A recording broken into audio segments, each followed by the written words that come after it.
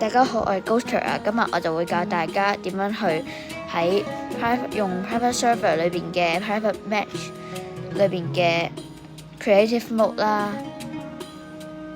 咁我哋就呢個 Creative Mode 係可以俾你可以俾你飛行啦，可以俾你用任何工具啦，只要你係個主席就可以㗎啦。咁我哋事不宜遲，開始啦。好啦，咁你都見到我去咗Private Match 啦。咁而家我就要用Creative Mode 嘅話，就撳開個 chat 之後打斜洞 GM +1，個 GM 可以大家或者細家都得㗎啦。之後你隔離就會彈咗個藍色嘅嘢嚟話你係用咗 Creative Mode。如果你想人哋都用嘅話咧，你撳去Creative Panel， 即係上邊係 Panel 嚟嘅。之後咧，你就撳你想叫佢用嗰個 Player， 撳 Action 之後 Give Co-host， 跟住叫佢打返斜洞 GM1 就得㗎啦。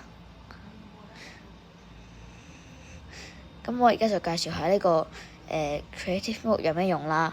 咁佢嘅用處有幾個嘅，佢可以飛啦，第一。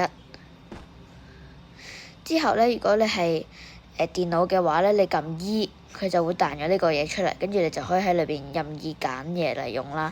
但係如果你 iPad 或者 iPhone 嘅話咧，你就撳下邊嗰 Inventory 3點，之後上面都有個藍色第3點嘅，咁你就撳嗰度，都係同樣可以揀乜嘢用幾多都得啦。